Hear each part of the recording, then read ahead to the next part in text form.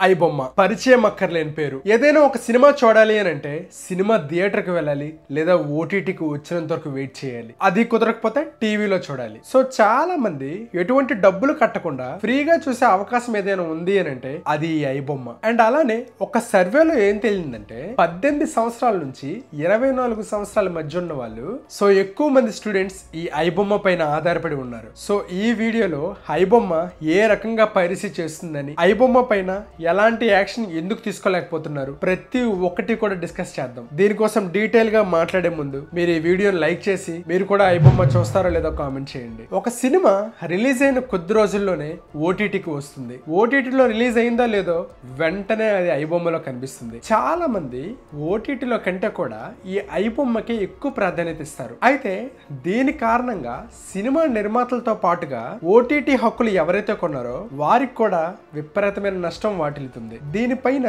పోలీసులు కూడా యాక్షన్ తీసుకోవాలంటే సరైన ఆనవాళ్ళు కూడా దొరకదు. ఇప్పుడున్న సినిమా రేట్ల కారణంగా చాలా మంది సినిమా థియేటర్లో సినిమా చూడటానికి ఏ మాత్రం ఇష్టపెట్టుకోవట్లేదు. సో ఫ్రీగా సినిమాలన్నీ అందించిన ఐబొమ్మ మనందరికి ఫేవరెట్ గా మారిపోయింది.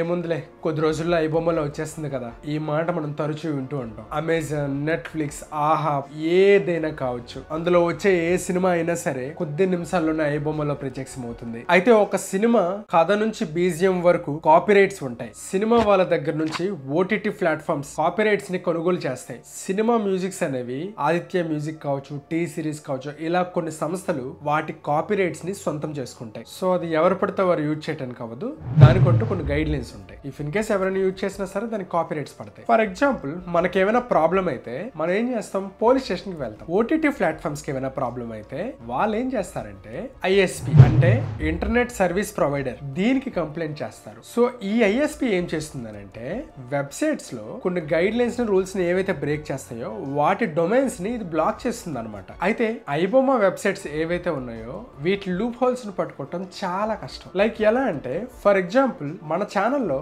నేను ఏమైనా తప్పు చేశాను అనుకోండి, సో నా పైన యాక్షన్ తీసుకునే రైట్ యూట్యూబ్ కు ఉంది అండ్ అలానే లాకు ఉంది. ఎందుకంటే నా ఛానల్ కి నేను ఓనర్ను కనుక నా ఛానల్లో ఏమైనా తప్పు జరిగితే దానికి కంప్లీట్ రిస్క్ నేను తీసుకోవాల్సి ఉంటుంది. అయితే అదే విషయంలో ఐబొమ్మ ఓనర్ను కొనుక్కోవటం చాలా కష్టం. ఎందుకు అని అంటే వారి వెబ్సైట్స్ కి బల్క్ గా డొమైన్స్ ని కొనుక్కుంటారు.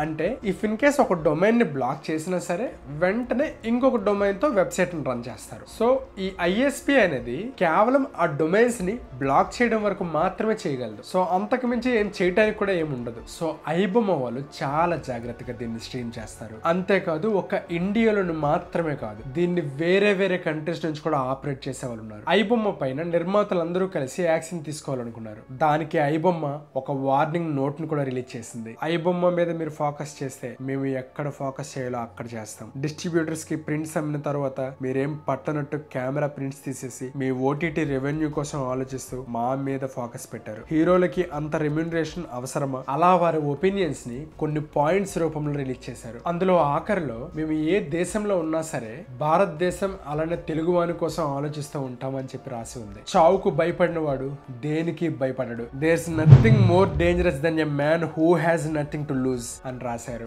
నిర్మాతలందరికీ వార్నింగ్ ఇస్తున్నట్టుగా ఈ నోట్ లో చాలా స్పష్టంగా కనిపించింది. అయితే ఒకప్పుడు సినిమాలు రిలీజ్ అయిన తర్వాత సీక్రెట్ కెమెరాస్ ని పెట్టుకొని థియేటర్ లో మొత్తం షూట్ చేసి వాటిని డివిడి సిడీల రూపంలో రిలీజ్ చేసేవారు. మీకు గుర్తుంటుంది, 30 రూపీస్ మనం పెట్టినట్లయితే 3 సినిమాలు ఒక డిస్క్ లోనే ఉంటాయి. ఇదంతా కూడా సినిమా రిలీజ్ అయిన ఒక్క రోజులోనే మార్కెట్ లోకి వచ్చేవి. సో ఆ విధంగా థియేటర్ లో సినిమా చూడకుండానే ఫోన్ లోనే చూసుకునేవారు. జియో రావడంతో ఐబొమ్మకి మరి కాస్త ప్లస్ అయింది. ఐబొమ్మ తాలూకా లింకులన్నీ కూడా టెలిగ్రామ్ లో విపరీతంగా షేర్లు అయ్యేవి. మెల్లమెల్లగా ఉన్న ఐబొమ్మ క్రేజ్ అమాంతంగా ఒక్కసారిగా పెరిగింది. ఆల్ ఇన్ వన్ ఓటీటీగా ఐబొమ్మకు ఒక మంచి పేరుంది. ఐబొమ్మకి ఎడిక్ట్ అయ్యే మూవీ లవర్స్ చాలా మంది ఉన్నారు. దీని కారణంగా సినిమా నిర్మాతలు చాలా వరకు నష్టపోతున్నారు. అయితే చాలా మంది ఒపీనియన్ ఏంటి అని అంటే సినిమా టికెట్స్ భారీగా పెరగటం, అలానే ఓటీటీని పర్చేస్ చేయలేక సో ఐబొమ్మ అయితే ఫ్రీగా సినిమాల్ని ప్రొవైడ్ చేస్తుంది కనుక ఎక్కువ మంది ఐబొమ్మకి ప్రాధాన్యత ఇస్తున్నారు. సో అందుకే ఈ ఐబొమ్మ అనేది పేదవాడి ఓటీటీగా చెప్తూ ఉంటారు. బట్ వాస్తవానికి